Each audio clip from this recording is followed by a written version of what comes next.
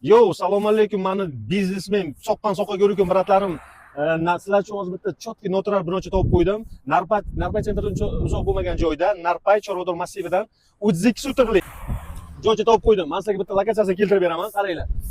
M37 1,5 kilometr. Bek market mana, marhamat. Ana shu Bek marketdan где-то bir 50 metr, 15 metr kirganingizda o'sha binomiz joylashgan. Hozir men sizlarga chiroyli arzon qilib beraman. Ketdik. Mana biznesmen biratlarim, qaranglar, mana bu tarafda o'zining yonginasi bir devorgina hamsalar mana xostavar sotayotgan. Mana misol sizlarning misol planlaringiz o'zgarib qolishi mumkin. Magazin, ombor, hamma narsa qilsangiz bo'ladi. Mana marhamat, keling, mana ko'rinishi, tashqi ko'rinishi bloklardan ko'tarilib, chiroyli qilib yopib qo'yilgan. Mana eshigi bor, o'zining kirish eshigi bor. Qaranglar.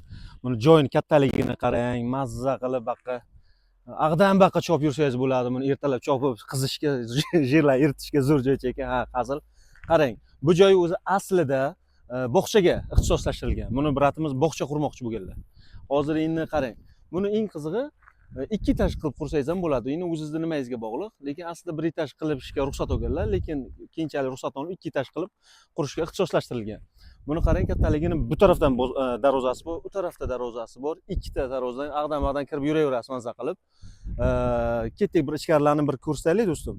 Jigarim, buni g'isht qarang, g'isht qalinligini qarang. Paltarashka deyiladi, pishgan, haqiqiy, sifatli bu narsadan qilingan. Ketdik, jigarim, buni kattaligini qarang. Buni bemalol buni ozgina pul xarajat qilib chotkil bog'cha qurib olsangiz bo'ladi. Hamma joyi bitta tomni yopasiz, bitta remontcha takoy obshivka qilasiz, ishni soqqan bosasiz, tamom. Jigarim, ruxsati olingan qurilishga men o'sha video davomida men sizlarga o'sha loyihalarini ko'rsataman.